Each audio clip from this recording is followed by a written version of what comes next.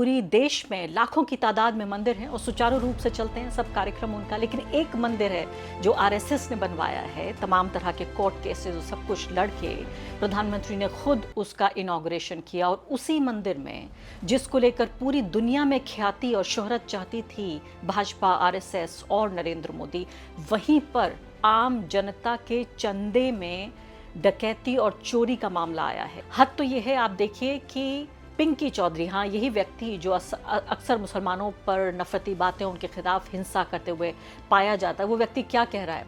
हमारा पैसा, हिंदू का पैसा अगर किसी हिंदू ने ले भी लिया, भाई तुम लोगों को क्यों मिर्ची लग रही है? तुम लोगों ने, जितनों ने भी ये आवाज उठाई है, मैं उनसे ये पूछना चाहता हूँ कि उन्होंने राम मंदिर में जाकर के कितना चंदा दिया? कि 2 सीटों से 302 सीटों तक पहुंचाने वाली ये जनता कितना ठगा हुआ महसूस कर रही है। अगर ट्रस्ट में गलती हो गई, उस ट्रस्ट में एक मुसलमान को तुम मेंबर बना लेते और बाद में जब ये घोटाला सामने आया तुम उस मुसलमान को ले जाकर एनकाउंटर कर देते, बुलडोजर से उसका घर तोड़ देते, केस क्लोज। नमस्कार, स्वागत है आपका इस खास कार्यक्रम में। मैं हूं आरफा खानम शेरवानी। अब एक ऐसा मुद्दा जिसने एक तरह से पूरे देश को झंझोड़ कर रख दिया है। जी हां, राम मंदिर में चंदे में जो भ्रष्टाचार को लेकर, चंदे में चोरी या डकैती को लेकर जो पूरा मामला चल रहा है, उससे वो हिंदू सबसे ज़्यादा परेशान है जो भाजपा और आरएसएस की राजनीति से हमेशा सहमत रहा। और किस तरह से पिछले कुछ दशकों में आप सोचिए कि 2 सीटों से 302 सीटों तक पहुंचाने वाली ये जनता कितना ठगा हुआ महसूस कर रही है कि पूरी देश में लाखों की तादाद में मंदिर हैं और सुचारू रूप से चलते हैं सब कार्यक्रम उनका, लेकिन एक मंदिर है जो आरएसएस ने बनवाया है। तमाम तरह के कोर्ट केसेस सब कुछ लड़के प्रधानमंत्री ने खुद उसका इनॉग्रेशन किया और उसी मंदिर में जिसको लेकर पूरी दुनिया में ख्याति और शोहरत चाहती थी भाजपा, आरएसएस और नरेंद्र मोदी, वहीं पर आम जनता के चंदे में डकैती और चोरी का मामला आया है। इसके अलावा जो चंपत राय हैं, उनके पूरे जिस ऐश के साथ, जिस ऐशो इशरत के साथ वो रहते थे और किस तरह से अपने पूरे जीवन को और मंदिर के इर्द गिर्द उन्होंने अपना जो पूरा एक ऑरा, एक जलवा उनका दिखा, उसको लेकर कुछ ही पलों में आपको खबर मैं दूंगी। लेकिन इससे पहले खबर ये आ रही है कि सुप्रीम कोर्ट ने तो फिलहाल इनकार कर दिया है, यानी अभी ये फौरी तौर पर इस मुकदमे की सुनवाई नहीं होगी, क्योंकि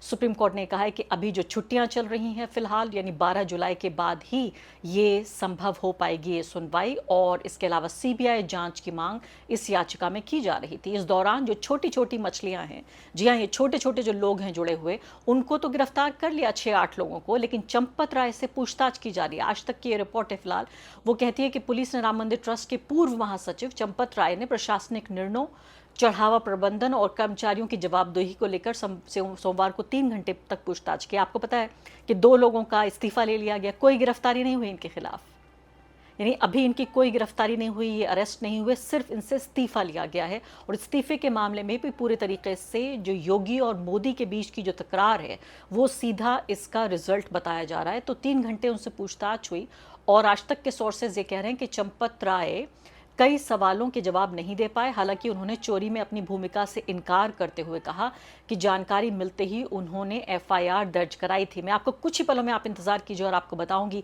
कि कैसे 400 लोगों की सुरक्षा की फौज, जी हां, गार्ड्स की फौज लेकर चलते थे चंपत राय, और कैसे एक खास समाचार चैनल ने इस बात का पर्दाफाश किया है कि पल में आपको बताऊंगी। लेकिन उससे पहले असदुद्दीन ओवैसी साहब ने चुटकी लेते हुए क्या कहा है इस बात में। मुझे लगता है कि एक तरह से जो एक राष्ट्रीय भावना है उसको उन्होंने एक रिप्रेजेंटेशन या उसकी एक झलक के तौर पर दिख रहा है।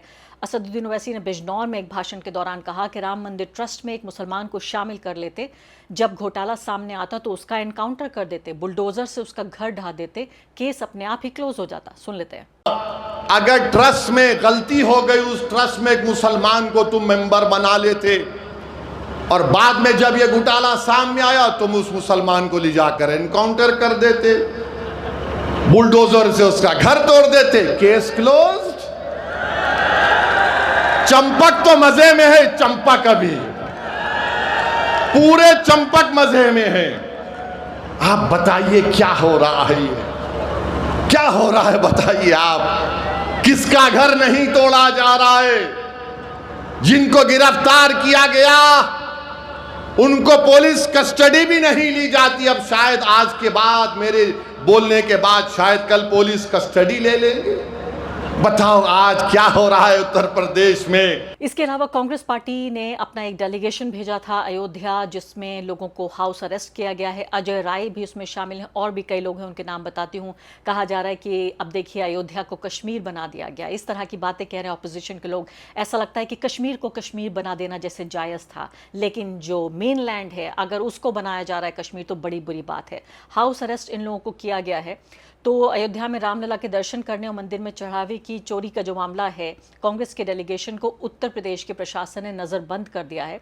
और ये जो डेलीगेशन था, इसमें अमेठी के सांसद किशोरी लाल शर्मा थे, सीतापुर के सांसद राकेश राठौड़ थे, प्रयागराज के सांसद उज्जवल रमन सिंह, बाराबंकी के सांसद तनुज पुनिया, फरेंदा विधायक वीरेंद्र चौधरी, पूर्व सांसद एपी गौतम, पूर्व एमएलसी दीपक सिंह और पूर्व विधायक मीता गौतम शामिल हैं। यानी कि इस पूरी खबर के दौरान बात ये भी पता चल रही है कि अयोध्या के होटल में जीप में बिठाकर पुलिस उनको लेके गई है। हालांकि ये वीडियोस उनके सामने आ रहे हैं जिसमें पूरे कपड़े पहने हुए भी नजर नहीं आ रहे हैं, और एक ऐसा लगता है कि होटल या गेस्ट हाउस का कोई एक कमरा है जहाँ पर अजय राय बैठे हुए नजर आ रहे हैं।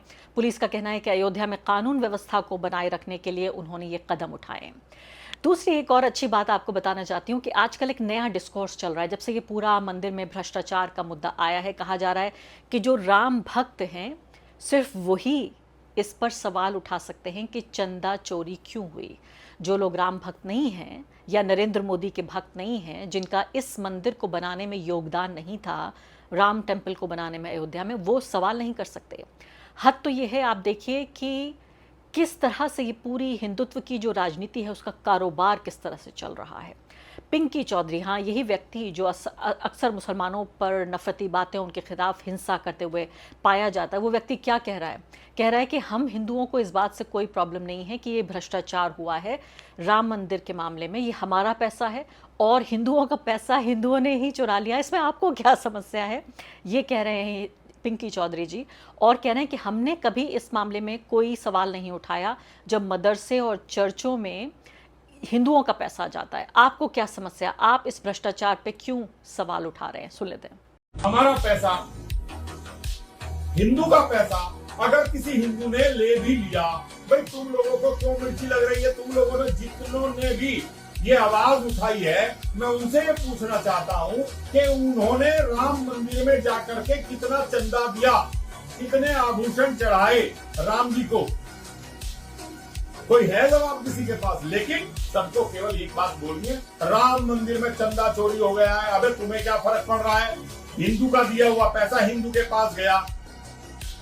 ये जो हिंदू का दिया हुआ पैसा जिससे मस्जिद बन रही है, मदरसे बन रहे हैं, चर्च बन रही है, उन पे किसी ने आवाज नहीं उठाई। और आगे बढ़ने से पहले एक अदना सी गुजारिश कि आप मेंबर बनिए मेरे चैनल का आरफा खानम शेरवानी।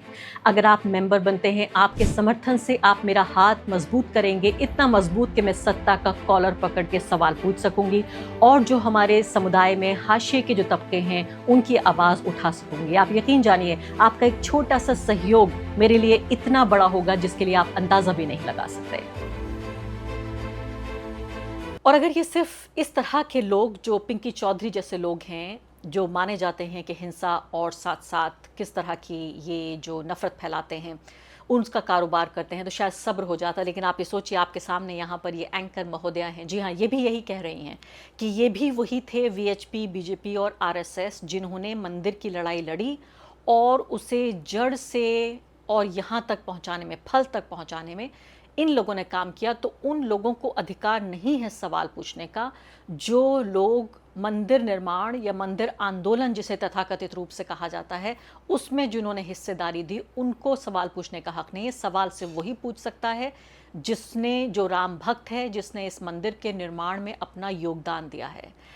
समझ में नहीं आता कि इस मामले पर गुस्सा हुआ जाए, हंसी आए या क्या मलाल किया जाए। कि आप सोचिए कि पिंकी चौधरी जैसे लोग ही नहीं हैं, तथाकथित हमारे जो स्टार एंकर्स हैं, टेलीविज़न पर आते हैं, लाखों रुपए की तनख्वाह कमाते हैं और माना जाता है कि उनमें कम से कम पिंकी चौधरी से ज़्यादा अकल तो होगी। लेकिन इस तरह से भी आप सोचिए कि इस तरह से सोचना न सिर्फ कि बल्कि उसको कह देना ऐसे वक्त में, जबकि अब प्रशासन ने राम मंदिर के पूरे परिसर के आसपास भी उत्तर प्रदेश प्रशासन की तरफ से ये खबर आई है, खुद टीवी चैनल इस बात को कह रहे थे कि यहाँ रिपोर्टिंग करने की भी इजाज़त नहीं है। रिपोर्टर इस बात को कह रहे हैं, तो रिपोर्टिंग करने की यहाँ इजाज़त नहीं है। और इस पर सवाल ना उठाते हुए, ये भ्रष्टाचार पर सवाल ना उठाते हुए, सवाल इस बात पे उठाया जा रहा है कि जो राम के भक्त नहीं है, मंदिर बनाने में जिनका योगदान नहीं हो, इस पर सवाल नहीं उठा सकते। अब मैं आ जाती हूँ भारत समाचार की इस खबर पर। उसके बाद आपको ये भी सुनवाऊंगी कि सौरभ भारद्वाज, आम आदमी पार्टी के नेता और पूर्व मंत्री, वो क्या कह रहे हैं। वो ये कह रहे हैं कि 4 लाख करोड़ रुपए 2000 साल तक पद्मनाभ स्वामी जो मंदिर है उसमें किस तरह से, वो एक बड़ा उदाहरण है कि इस पैसे को किस तरह से बचा के रखा गया, सुरक्षित रखा गया। सनातन ट्रेडिशंस की बात कर रहे हैं कि उसमें गोल्ड भी था और बाकी भी पूरा ख़जाना था, उसको बचा कर रखा गया। लेकिन किस तरह से ये राम मंदिर का पूरी जो विवाद हो रहा है उसके ऊपर उन्होंने प्रकाश डाला है। लेकिन उससे पहले ज़रूर आप सुनिए कि भारत समाचार क्या कहता है। आपके सामने स्क्रीन पर भारत समाचार कह रहा है कि चंपत राय की एक अलग ही दुनिया थी, जैसे कोई राजा हो। अपनी सेना थी, उनकी निजी सिक्योरिटी गार्ड्स थे। 1 करोड़ रुपए महीना और सालाना 12 करोड़ रुपए, जी हाँ, सिक्योरिटी गार्ड्स को दिए जा रहे थे, वो भी नंबर 1 के अकाउंट से। सिक्योरिटी गार्ड्स लूट का जो माल है उसके रूट पर तैनात रहते थे। चढ़ावा चोरी का मामला जितना आपको आसान लगता है उतना पेचीदा है और साजिशों से भरा हुआ है। बहुत ऑर्गेनाइज्ड क्रिमिनल गैंग की तरह इसे ऑपरेट किया जा रहा था। राम मंदिर चढ़ावा केस में अब 400 निजी सुरक्षा कर्मी रेडार पर हैं। राम मंदिर चढ़ावा चोरी मामले में जांच का दायरा अब और बड़ा होता दिख रहा है। सूत्रों के मुताबिक मंदिर परिसर में तैनात करीब 400 निजी सुरक्षा कर्मी जांच एजेंसियों के रेडार पर हैं। उनकी ड्यूटी, उनके रोस्टर्स और साथ ही CCTV footage, entry exit record और संदिग्ध गतिविधियों की पड़ताल की जा रही है। 400 लोग, हैरान हो आदमी या परेशान हो, एक व्यक्ति की खिदमत में ये लोग लगे हुए थे। नंबर 1 से पैसा जा रहा था। और सबसे बड़ा सवाल यह है कि केंद्र और राज्य की भारी सुरक्षा व्यवस्था के बावजूद मंदिर परिसर में इतनी बड़ी संख्या में निजी गार्ड्स क्यों लगाए गए और क्यों अब तक ये पूरा मामला कंबल के नीचे रहा या मैं कहूँ कारपेट के नीचे रहा, ये भी समझने वाली बात है। 400 लोग, सूत्रों का दावा यह है कि जिस सुरक्षा कंपनी को ये जिम्मेदारी दी गई थी वो आरएसएस से जुड़े बिहार के एक पदाधिकारी से संबंधित बताई जाती है, जो पूर्व सांसद भी रह चुके हैं। इसी कंपनी पर ट्रस्ट हर महीने करीब 1 करोड़ रुपए खर्च करता था, यानी सालाना लगभग 12 करोड़ रुपए निजी सुरक्षा पर खर्च हो रहे थे। जांच में यह भी देखा जा रहा था कि चढ़ावे के आवागमन के दौरान नियमों का पालन हुआ या कुछ लोगों को बिना जांच के आने जाने की छूट दी गई। सवाल यह भी है कि अगर दान पत्र, गिनती कक्ष और चढ़ावा रूट पर निजी सुरक्षा तैनात थी तो चोरी और गड़बड़ी कैसे होती रही। अब तक जांच सिर्फ गिनती कक्ष तक सीमित नहीं है। बैंक नियमों के उल्लंघन, ट्रस्ट की निगरानी, निजी सुरक्षा कर्मियों की भूमिका और करोड़ों के सुरक्षा खर्च तक सवालों के घेरे में है। राम मंदिर चढ़ावा चोरी केस में हर दिन नया पर्दाफाश हो रहा है और जांच अब छोटे कर्मचारियों से आगे बढ़कर पूरे सुरक्षा और प्रबंधन सिस्टम की तरफ जा रही है। तो सीधे तौर पर आप ये देखिए कि भारत समाचार कह रहा है, इसके अलावा भी तमाम तरह की इसी तरह की कहानियां सामने आ रही हैं जो बताती हैं कि पत्रकार इस देश में हज़ारों लाखों की तादाद में हैं। अगर उसमें से 4 पत्रकार भी काम कर रहे होते तो शायद ये खबर हमें समाजवादी पार्टी के हैंडल से नहीं, फ्रीलांसर्स के ज़रिए नहीं, बल्कि हमको ये टीवी चैनलों के ज़रिए खबर मिलती।